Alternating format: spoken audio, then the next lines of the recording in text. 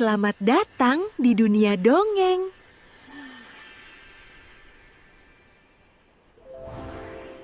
Janji Ksatria, menyelamatkan putri yang hilang. Di jantung benua utara berdirilah kerajaan Arvalen, sebuah negeri yang megah dengan istana marmer putih, menara menjulang, dan ladang yang membentang sejauh mata memandang. Rakyatnya hidup tentram di bawah naungan Raja Darian, seorang pemimpin yang adil, serta Putri Elaris, gadis berparas indah yang dikenal berani dan penuh kasih sayang. Namun pada malam pesta panen terbesar, ketika kembang api menari di langit, tragedi mengguncang seluruh negeri. Dari balik kabut hitam, muncul bayangan-bayangan bertopeng, dipimpin oleh seorang penyihir kejam bernama Kael Thorn. Dengan sihir kelam, ia menculik Putri Elaris dan membawanya ke Menara Abis, benteng purba yang berdiri di tengah jurang berapi, tempat di mana cahaya jarang bisa menembus. Seluruh kerajaan diliputi duka. Raja Darian memerintahkan para ksatria terhebat untuk mengejar, namun tak satu pun berani menantang Kael Thorn. Pada saat itu, seorang ksatria muda bernama Ser Alvaren berdiri di hadapan sang raja. Alvaren bukanlah ksatria paling tangguh. Banyak yang menganggapnya terlalu jujur, terlalu polos, dan sering gagal dalam latihan. Namun di matanya terpantul api tekad yang tidak dimiliki ksatria lain. Ia berlutut dan berkata, "Paduka, demi Arvalen, demi rakyat, dan demi janji masa kecilku pada Putri Elaris, aku akan membawanya kembali." Raja Darian, meski hatinya diliputi keraguan, mengizinkan Alvaren pergi. Maka dimulailah perjalanan panjang penuh siasat, bahaya, dan ujian hati. Alvaren tahu ia tidak bisa berangkat seorang diri. Dalam perjalanannya ia bertemu 3 orang yang kelak menjadi sahabat sekaligus ujian. Liandra, penyihir muda berambut perak. Pintar, cepat, namun sering menggunakan tipu daya licik. Kak Leon, pemanah dari hutan utara. Pendiam, dingin, tapi setia. Finor, pedagang nakal dengan lidah manis dan sifat licik. Ia mengaku ikut demi membantu, tapi matanya selalu melirik harta.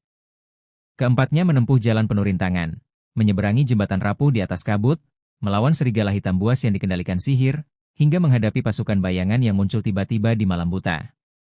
Ketika akhirnya mereka sampai di Menara Abis, siasat pertama berantakan. Kael Thorn sudah menunggu. Bayangan-bayangan hitam mengepung, dan di tengah kekacauan itu, Finor berkhianat, membuka jalan bagi dirinya sendiri untuk melarikan diri. Kalion terluka parah, Liandra ditangkap dan dipaksa membuka segel sihir penjara Putri Elaris, sementara Alvaren hampir kehilangan nyawanya. Mereka gagal.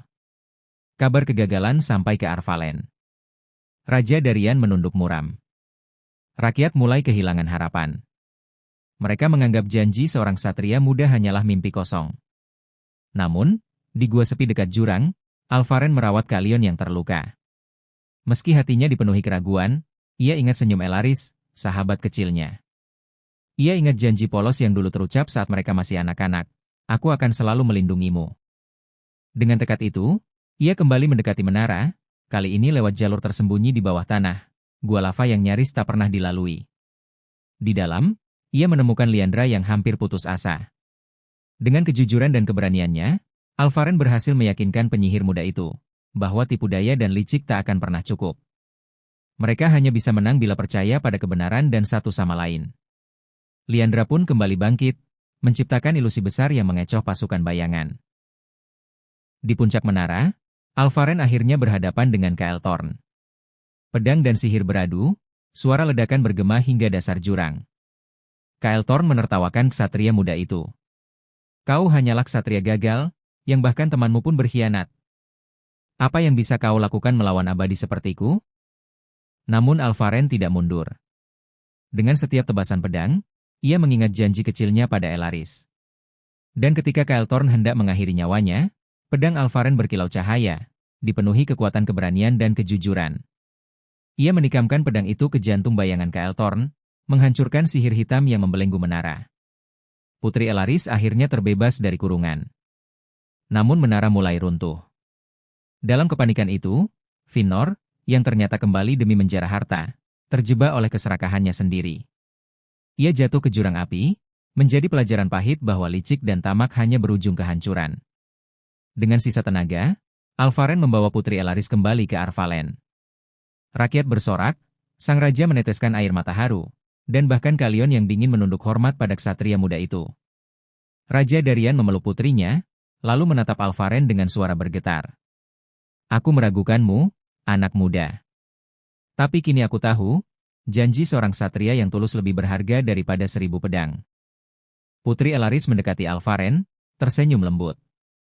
Kau bukan hanya ksatria, Alvaren. Kau adalah penjaga janjiku.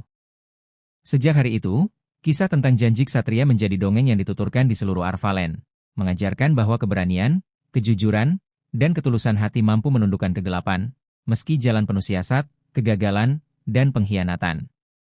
Dan di langit malam Arvalen, bintang-bintang bersinar lebih terang, seakan mengingatkan semua orang pada ksatria muda yang pernah berjanji, dan menepatinya.